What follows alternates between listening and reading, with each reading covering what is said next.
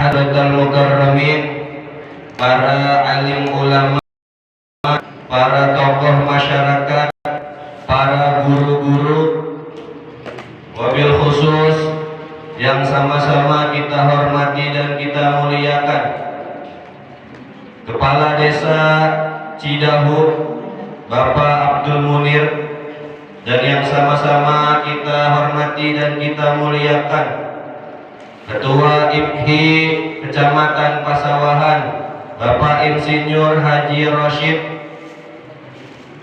dan yang sama-sama kita hormati Ustadzina Al-Kiram yang datang pada pagi hari ini, Ustadz Ismail, Ustadz Ajat, dan yang saya hormati Ketua Ranting IPHI Desa Cidahu Ibu Hajah Uju, beserta bapak-bapak haji dan ibu-ibu haji yang saya muliakan. Sama-sama kita doakan para guru-guru kita, orang tua kita, pemerintah, aparatur desa, semoga Allah sehatkan badannya, amin. Allah lancarkan segala urusannya, amin. Allah lancarkan segala pekerjaannya, amin, amin ya rabbal alamin.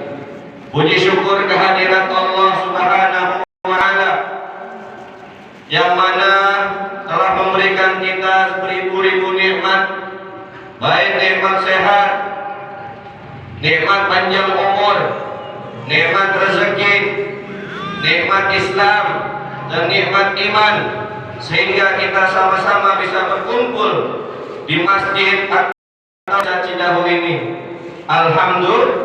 Alhamdulillah.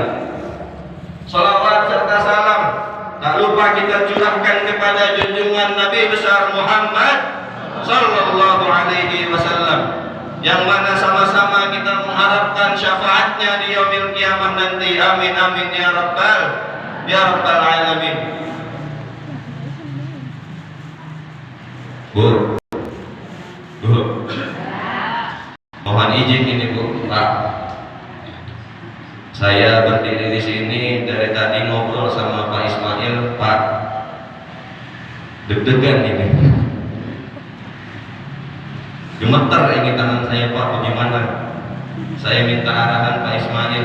Ternyata Pak Ismail juga. Saya tahu yang bikin deg-degan antum kenapa? Berdiri di depan jamaah haji, berdiri di depan para orang tua, yang berdiri kita bukan siapa-siapa, tapi saya yakin berdirinya saya di sini tidak lain dan tidak bukan atas takdir Allah Subhanahu wa ta'ala, yang mana setiap takdir Allah itu selalu beriringan dengan yang namanya rahmat Allah Subhanahu wa ta'ala. Setuju Bu? Setuju Pak? Takdir Allah selalu beriringan dengan rahmat Allah Subhanahu wa ta'ala yang tidak bisa kita pisahkan. Saya enggak sadar datang ke sini niat cuman pengen KKN aja.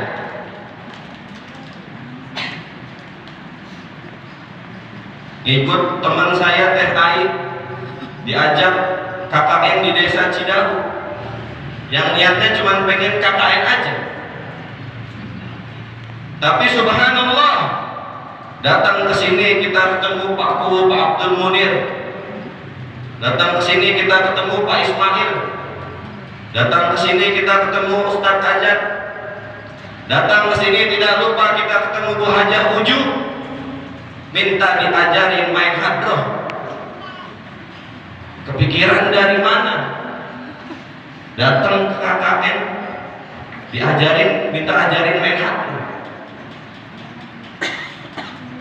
Saya nggak percaya yang namanya tiba-tiba Bu. Setuju? Nggak ada sesuatu yang tiba-tiba, melainkan semuanya sudah diatur oleh Allah Subhanahu wa ta'ala. Kemudian yang kedua, Bu, Pak, kelas 6 SD sampai kelas 3 SMP saya sekolahnya di luar. Saya lulusan SMP negeri di Jakarta. Saya asli Jakarta Pak, jadi mohon maaf ini nggak bisa bahasa Sunda, paling bisa ngaleut bae, ngaleut itu bae yang saya hafal. Insya Allah soal makanan apa ngaleut mohon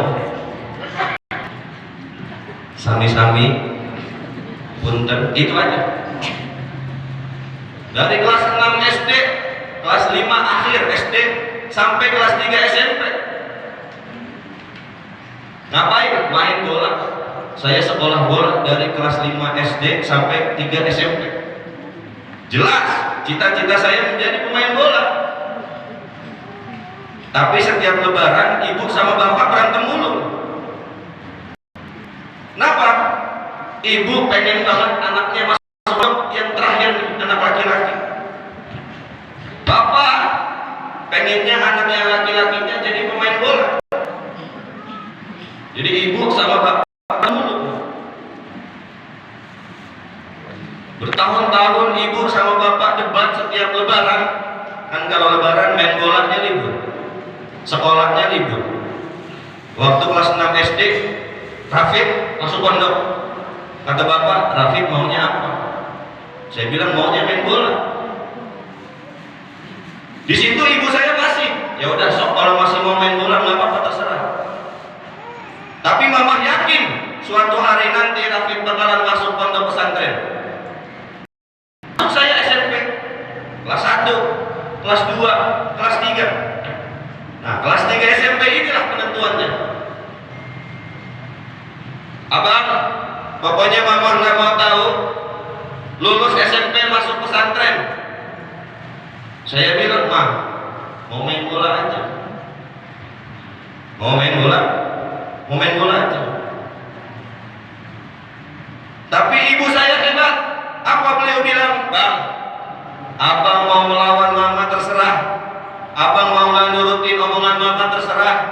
Tapi kita lihat aja nanti siapa yang bakalan menang." Ibu saya nggak maksa. Tapi nggak tahu jam 2 malam berdoanya apa.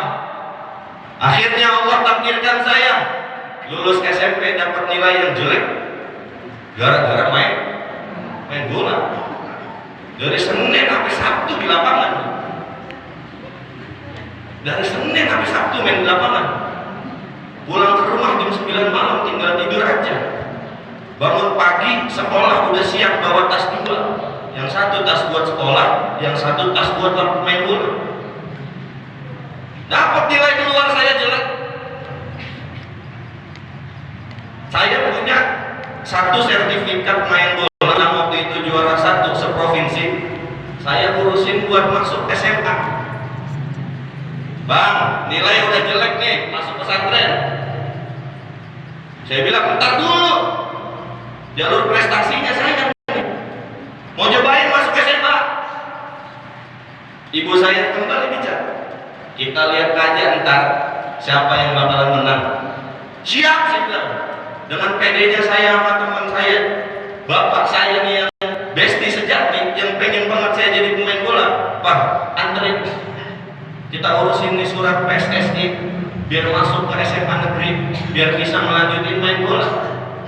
Kata bapak saya, "Siap." Saya urusin. Takdir nggak bisa dilawan. Tiba-tiba saya masuk sekolah yang sekolahnya ini unggulan para atlet.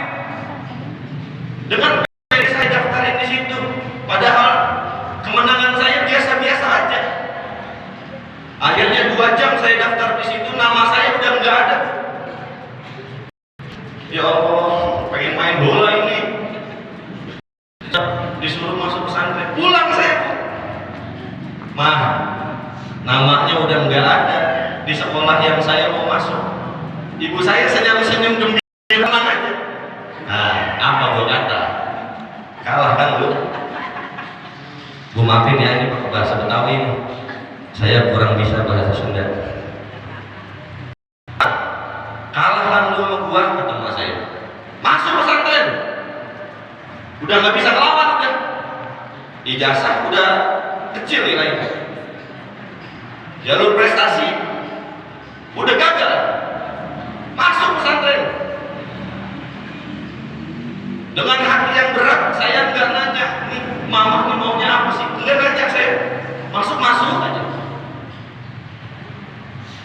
Alhamdulillah, saya masuk ke Pondok Pesantren Darul Rahman Jakarta, asuhan Kiai Haji Syukron Ma'mun. Saya masuk, Pak.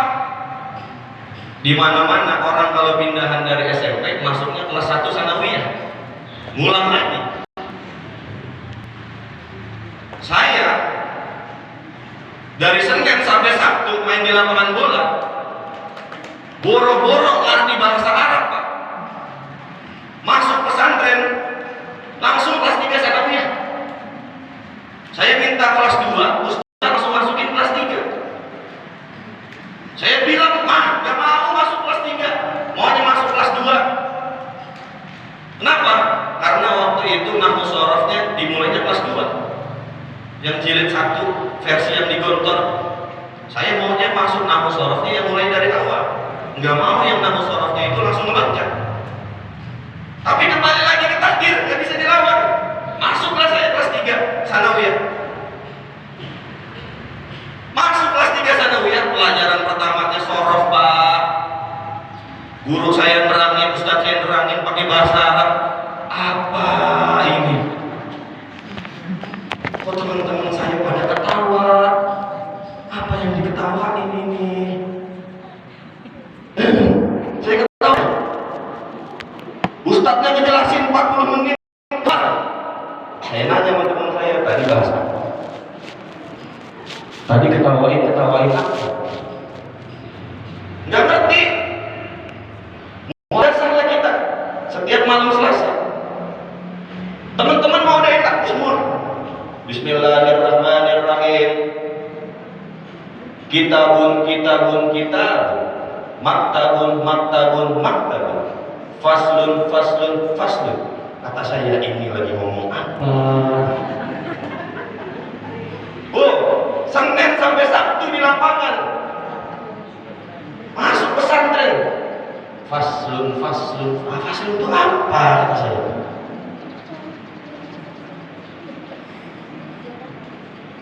Itulah akhir yang saya maksud. Setelah 3 tahun, saya 4 tahun di pondok. Tahun pertama langsung dengar tuh ustadznya ngomong ridallah fi ridha walidain wa sultullah fi sultil walidain. Baru paham, Bu. Pak, baru paham. Pantesan ibu nyuruh pesantren, pantesan ibu yang menang. Kenapa? Ridhonya ibu ada di ridho, ridhonya Allah ada di ridho ibu saya ternyata. Baru paham, Bu. Pantesan ibunya nggak bisa dilawan, kata saya. Ternyata Allah nggak redo. Kenapa Allah nggak redo? Ibu saya nggak redo, saya melanjutin main bola. Saya baru paham, ternyata takdir nggak bisa dilawan. Allah sudah menentukan takdir kepada kita. Yang tadi saya bilang takdir itu selalu bergandengan dengan rahmat Allah. Sama seperti bapak dan ibu bisa berangkat ke tanah suci. Kalau bukan karena takdir Allah, mana mungkin kita bisa berangkat ke tanah suci? Betul? Betul?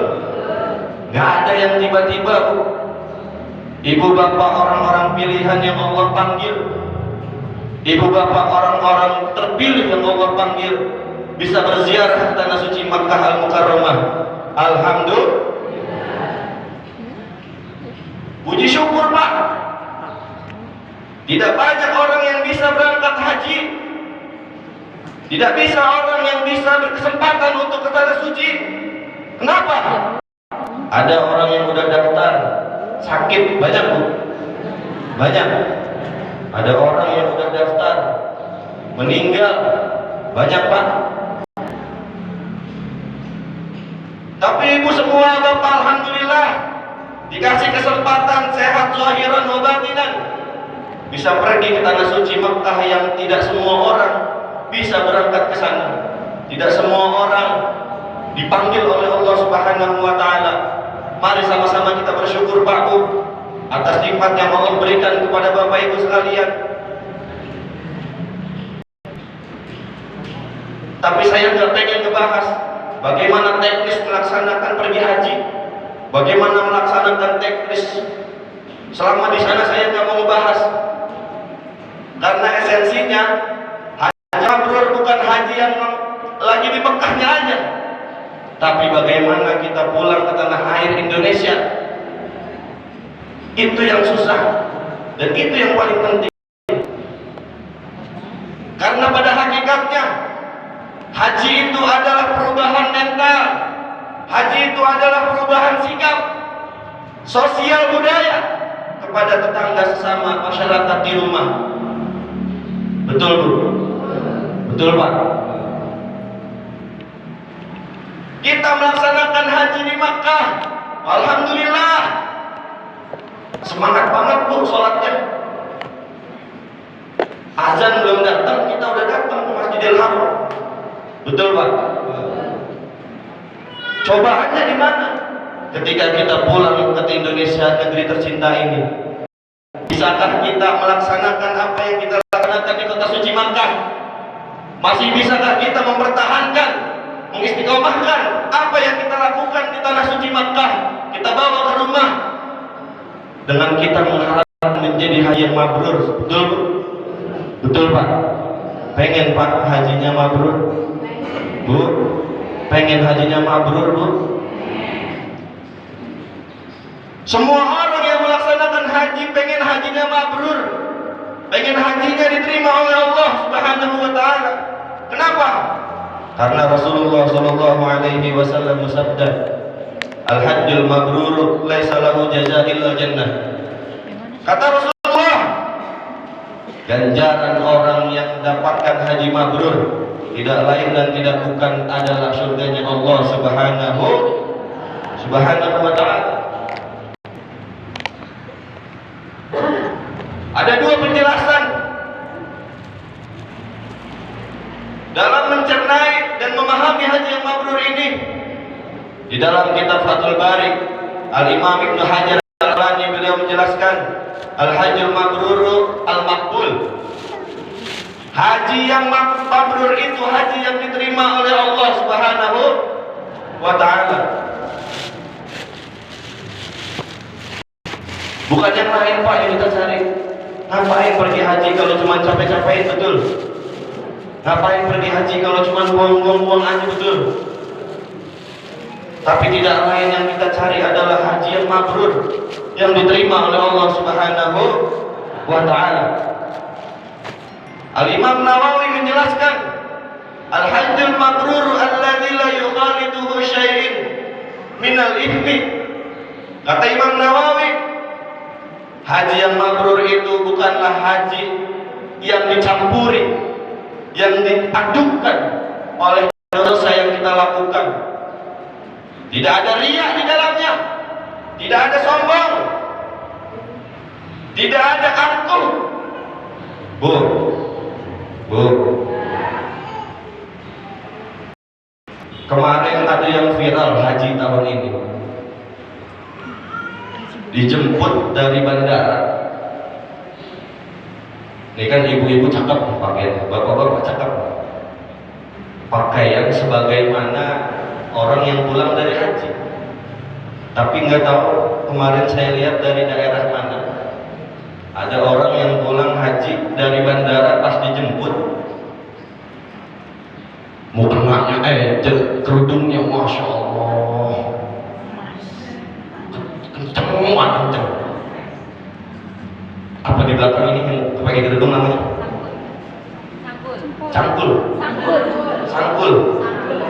Sanggul di belakang itu tinggi Mas, kerudungnya kenceng. Ini di belakang tinggi. Apa Bu yang bikin viral? Sampai 7 kalungnya, 8. Pas dijemput begini, kerenceng.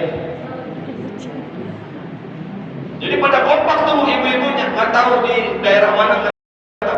Pas dijemput di Soekarno-Hatta, beberapa ibu-ibu penampilannya begitu.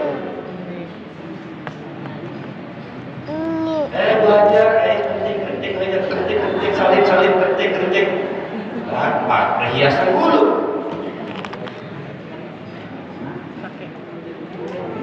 Bu, haji yang mabrur ganjarannya surga. Pengen bu masuk surga? Pengen hajinya keterima? Tapi kata Imam Nawawi tidak ada keriaan di dalamnya, tidak ada kesombongan di dalamnya, tidak ada angkuh di dalamnya.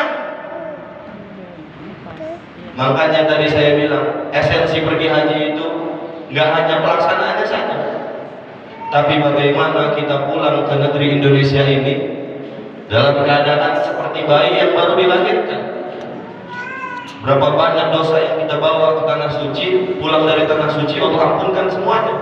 Amin. Kita datang setelah pergi haji ini seperti anak bayi yang baru dilahirkan, dengan titel yang Indonesia masyhurin. Masya Allah, Pak Haji, Ibu Hajah, berat itu Pak Haji. Bu Haji, berat itu. Sedikit aja yang kita lakukan nih. Nah, Bu Haji begitu. Sering nggak Bu?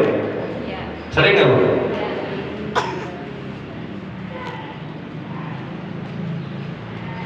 Karena nggak semua yang kita lakukan baik, menurut orang juga baik.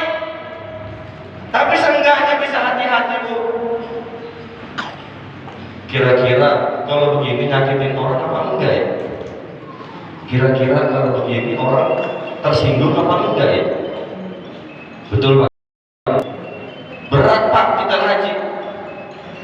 Saya pikir dulu waktu lulus dari pesantren, Insya Allah saya nggak mau pulang ke rumah Pak di Jakarta, karena paman udah nungguin aja di rumah. Bed, kapan pulang? Bed, lulusnya kapan? Saya selalu bilang masih lama. Entar. Kenapa? Ini yang saya takutin. Ngisi-ngisi ibu pengajian di rumah saya di Jakarta, ngisi-ngisi di masjid. Saya bilang, ayah, belum siap saya pulang. Nanti bakalan saya pulang. Saya pikir lulusan pesantren aja. Ternyata pulang dari haji pun kita membawa tanggung jawab yang berat. Betul Bu? Betul Bu?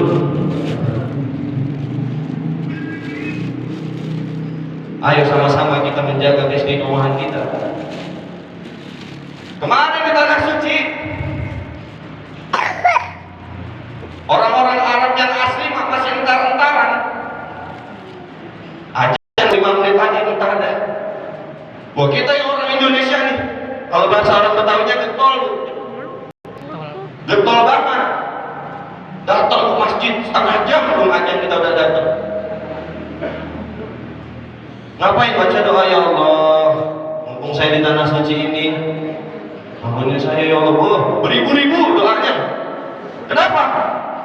Karena orang yang doa di tanah suci, insya Allah doanya lebih dikabul. Betul Pak? Betul Bu?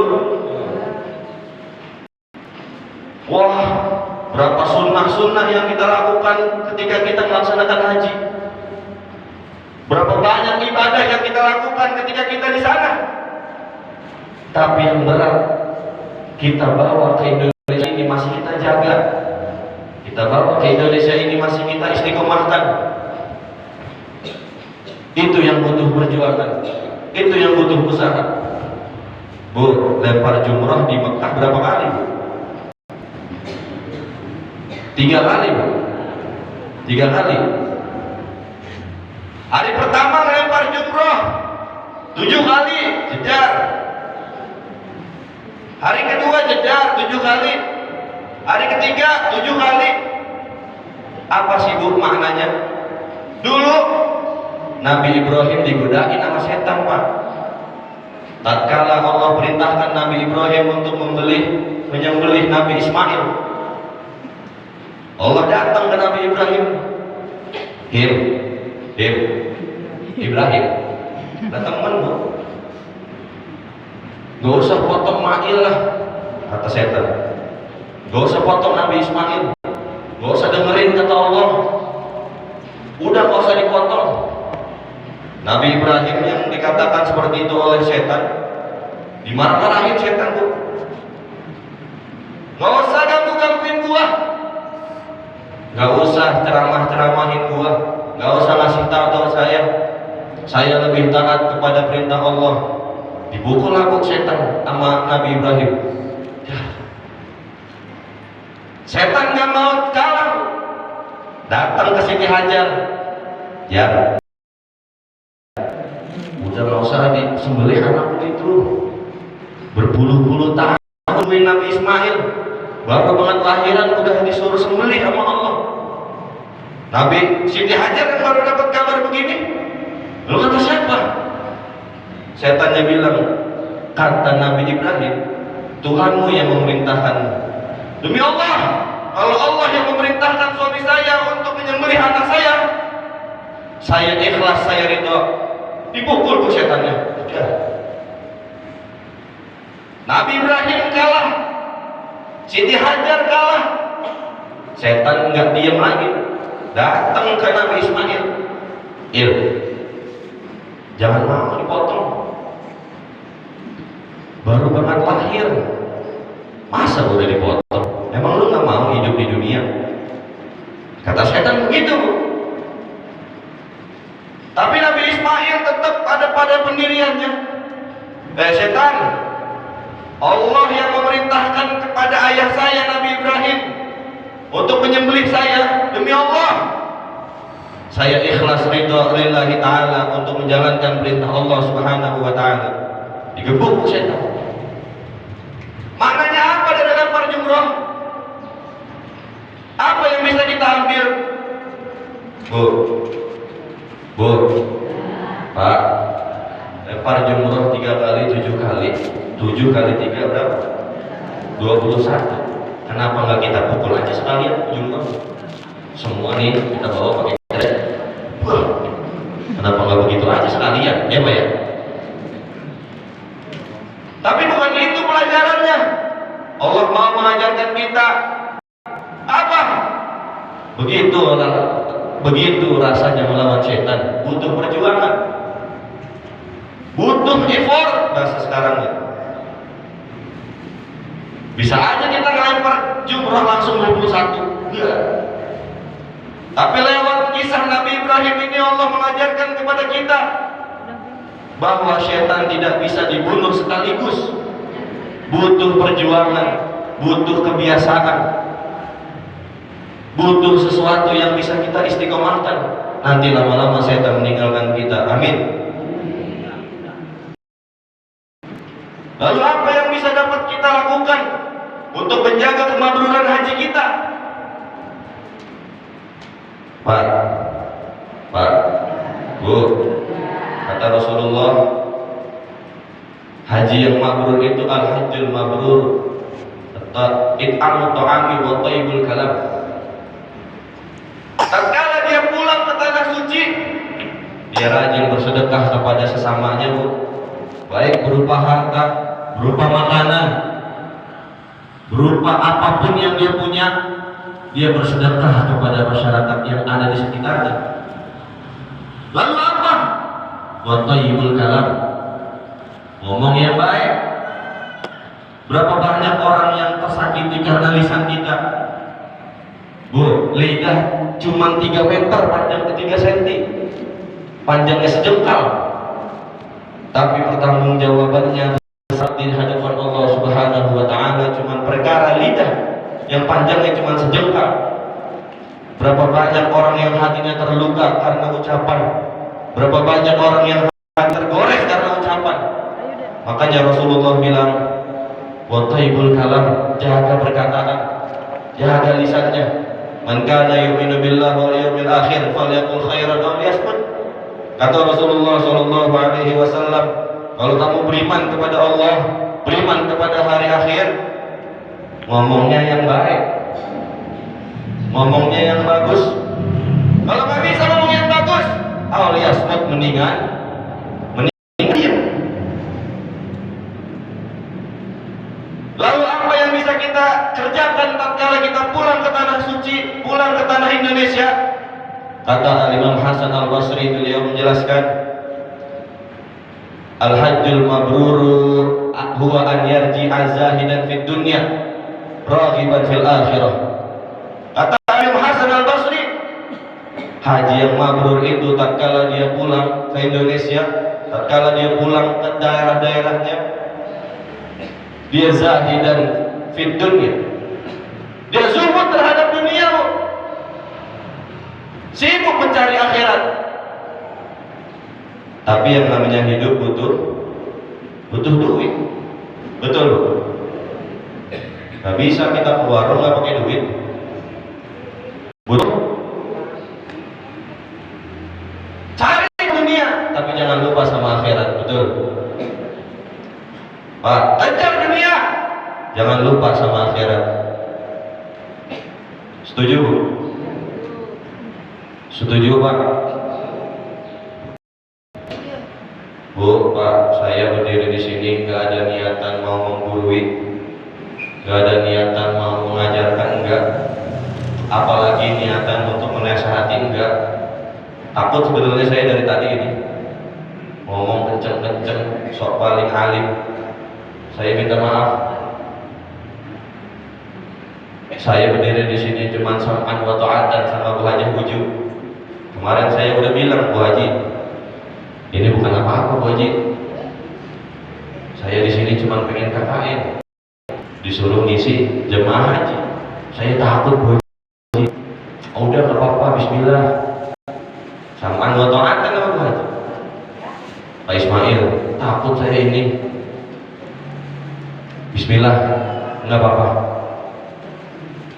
Semalam saya cek ibu saya di rumah, mana? Disuruh ceramah. Disuruh ceramah.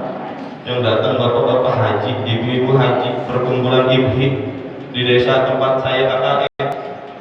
Gimana itu? Menurut saya salah ngomong, menurut saya salah gimana itu? Apa kata ibu saya? Bismillah.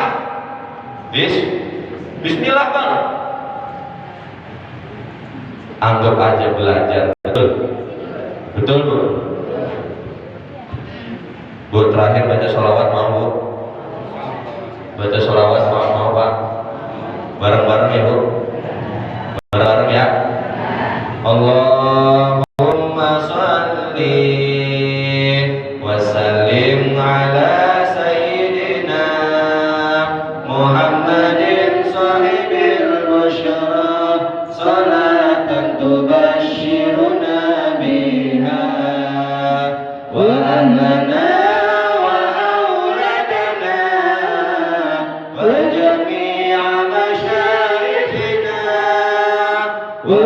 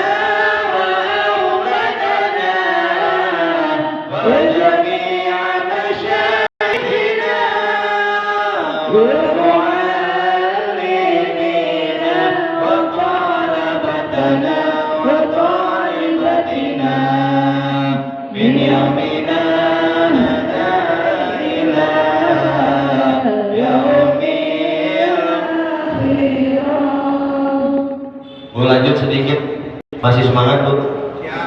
Sedikit lagi ini, semangat? Bu, dikit lagi ini Bu. Ya, dikit lagi ini, gak apa-apa ya. Bu, dikit lagi ini ya. Ya, gak apa-apa ya. Yang terakhir, Rasulullah Shallallahu Alaihi Wasallam saking beratnya menggapai titel haji, saking banyaknya cobaan, Rasulullah sampai berdoa Allah. Apa Rasulullah berdoa? Allahumma hajjatun la riya fiha wa la sum'ah. Ya Allah, kata Rasulullah, ini hajiku, aku tidak riya dan aku tidak sum'ah. Makanya dari tadi saya bilang Bu, betapa beratnya cobaan kita, betapa beratnya cobaan haji ini. Tanggung jawab yang emban, tanggung jawab yang kita harus bawa, yang nanti dipertanggungjawabkan oleh Allah. Makanya kudu baik sama orang.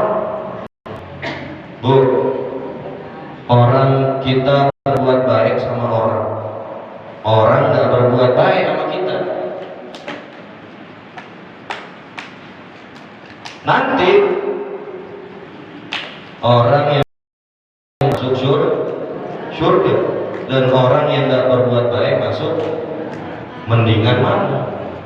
Mendingan baik, mendingan baik.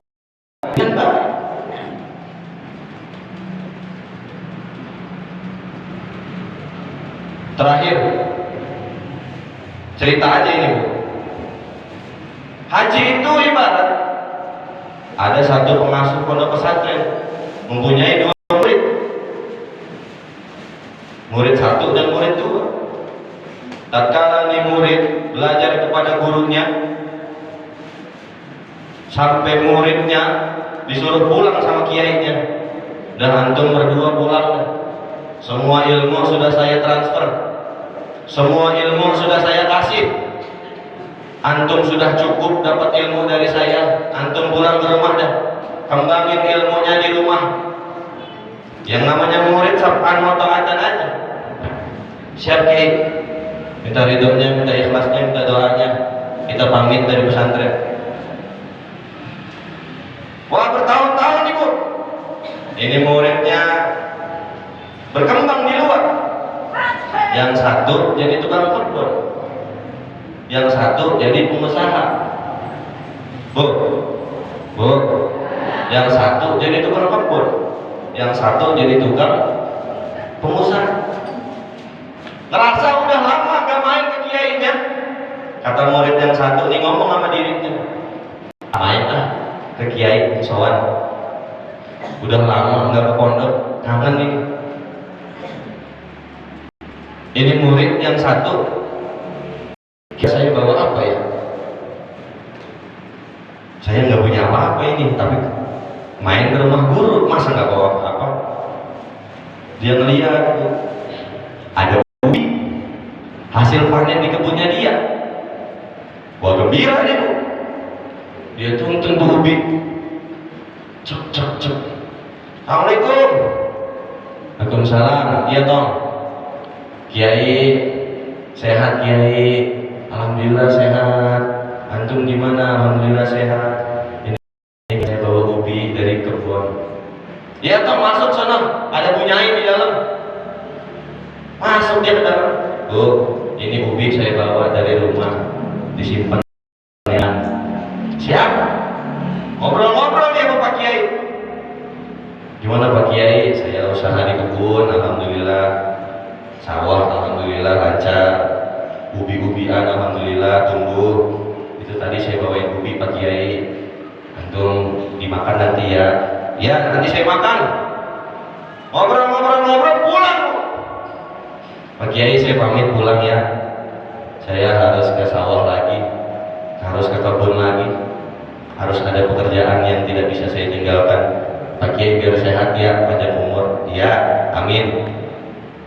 Tadi dulu kata Kiai. Tadi dulu sebentar. Masuk nih Pak Kiai ini. Ngomong sama ibunya, Bu, ini ada murid bawain ubi ini. Lah kita bawain apaan ya? Masa kosong kesian ini. Ibunya nengok ke dapur nih, ada apa ya? Gak ada apa-apa Pak. Ibunya ingat Pak, kemarin ada yang ngasih kambing 2. Kasih aja udah gak apa-apa. Bu, ngasih ubi dikasih balik kambing. Gak apa-apa tak, kata Pak Kiainya. Gak apa-apa. Datang Pak Kiainya nih. Tong, kambing depan 2 bawang. Ya Allah Pak Kiai, saya datang ke sini cuma bawa ubi nih. Masa pulang-pulang bawa kambing? Nggak apa-apa, nggak ada yang makan Allah. Segen motongnya juga. Udah nggak apa-apa, bawa aja pulang ke rumah. Lu mau belek kek, lu mau sembelih kek, lu mau pelihara terserah. Lah murid dikasih kambing Bu, lah demen. Ya Bu, lah bawa ubi dikasihnya kambing. Wah gembira banget ini murid nih. Alhamdulillah dikasih kambing sama Pak Kiai. Masya Allah, Pak Kiai biar sehat dah. Ada 2 kambing ya sih. Wah lanjutin nih Bu kerja. Murid yang 1 datang nih. Mau ziarah ke Kiai. Soal ke Kiai udah lama nggak main ke Kiai ini. Pengusaha Bu.